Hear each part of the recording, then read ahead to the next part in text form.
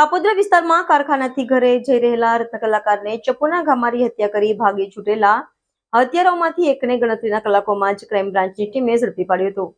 સુરતમાં હત્યાના વધી રહેલા બનાવો વચ્ચે ફરી એકની હત્યા કરાતા ચકચાર મચી ગઈ હતી.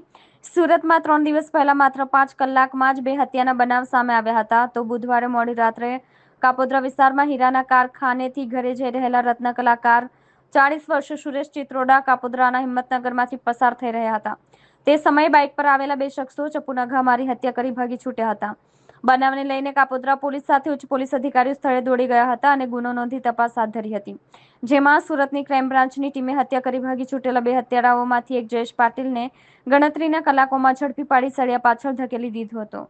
કાપોદ્રા ધરમનગર ગોપીનાથ મેડિકલ પાસે ગઈ રાત્રે મોડી રાત્રે એક મોટરસાયકલ ચાલકને બીજા મોટરસાયકલ ચાલકે ચપ્પુ મારી અને ભાગી ગયેલાની એક ગુનો દાખલ થયેલો હતો. અનડિટેક મર્ડર હતું. મરણ જનાર અને મારનાર બંને અનઆઇડેન્ટિફાય હતા. સ્થળ ઉપર વિઝિટ કરી ક્રાઇમ બ્રાન્ચની ટીમ લોકલ પોલીસ વગેરે દ્વારા ખાતરી કરતા મરણ જનાર સુરેશ પ્રેમજીભાઈ ચિત્રોડા કરીને છે, જે કાપોદ્રા વિસ્તારમાં જ રહે છે અને અંદાજે 40 વર્ષ જેટલી એની ઉંમર છે અને હીરા ઘસવાનો ધંધો કરતા હતા અને કોઈ અજાણ્યા ઇસમો મોટરસાયકલ લઈ અને મારીને નાસી ગયેલા હતા. આ બાબતે ક્રાઇમ બ્રાન્ચની ટીમે ગણતરીના કલાકોમાં જ એક જયેશ રાકેશ પાટીલ જે ચપ્પુ મારવાવાળો હતો એને પકડી પાડવામાં આવ્યો છે અને એની પૂછપરછ દરમિયાન એણે એવું કબૂલ્યું છે કે એ મોટરસાયકલ લઈને બંનેને ઓવરટેક કરવા બાબતે ઝઘડો થતા બોલાચાલી થતા સામસામે ગાળાગાળી થઈ અને ઝપાઝપી થઈ હતી, જેમાં એણે મરનારને ચપ્પુના 2 ઘા મારી દેતા એનું મરણ ગયેલ છે.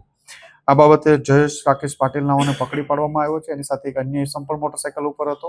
એની બાબતે તપાસ કરીને પૂછપરછ ચાલુ છે. એ બાબતે ના, આરોપી 19 વર્ષની ઉંમર છે. એ પણ હીરા ઘસવાની છૂટક મજૂરી કરે છે અને એની પૂછપરછ ચાલુ છે. ખૂબ જ ઘાતક છે. ચપ્પુ સાથે અવારનવાર આપણે વાહન ચેકિંગ ને પેટ્રોલિંગમાં આ જ બાબતના કેસો કરતા હોઈએ છીએ કે કોઈ હથિયાર સાથે નીકળે ને એના બાબતમાં, એટલે હથિયાર સાથે નીકળવું ખૂબ ઘાતક છે. સાહેબ, કઈ ઘટના સીસીટીવીમાં કેદ છે? અગર કોઈની મદદ કરતે તો કદાચ ત્યાં જીવ બચી શકતે. લોકોએ આજુબાજુના લોકોએ પ્રયત્ન કર્યો હતો, પણ એ સમય પહેલા એનું ત્યાં પ્રાઇમરી લાગતું હતું ડેથ થઈ ગઈ છે અને આજુબાજુવાળા લોકો થોડું આવું બનાવ બને તો તાત્કાલિક હોસ્પિટલ પહોંચાડવાની એક ફરજના ભાગે પહોંચાડવા જોઈએ. સાહેબ, આરોપીને એવી તો શું જરૂર પડી કે એને ચપ્પુ લઈને ફરવું પડ્યું? ચપ્પુ લેવાનો મુખ્ય હેતુ શું હતો? 19 વર્ષનો છોકરો છે જયેશ પાટીલ, હીરા ઘસવાનું પરચુરણ કામ કરે છે. એની પૂછપરછ ચાલુ છે કે એને ચપ્પુ લઈને શું કામ ફરતો હતો, કોઈ સાથે દુશ્મનાવટ હતી કે કંઈ એમનું બિહેવિયર જ આવું છે, એમના વિરુદ્ધ કોઈ અન્ય ગુના દાખલ થયેલા છે. આ તમામ બાબતોની તપાસ કરવામાં આવી રહી છે. એ જ કહું છું કે એની એ બાબતની તમામ તપાસો કરી રહેવામાં આવી છે. રાત્રે બનાવ બન્યો હતો અને મોડી રાત્રે જ ક્રાઇમ બ્રાન્ચની ટીમે એને દબોચી લીધો છે અને હાલમાં એની પૂછપરછ ચાલુ છે.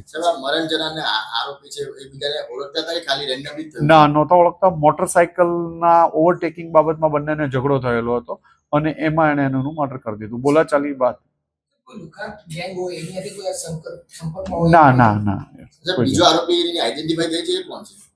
બીજો એક એની સાથેના જ હતો જે જોઈનાઇલ છોકરો છે, એ એનો શું રોલ છે એ બાબતમાં પણ તપાસ કરવામાં આવી રહી છે.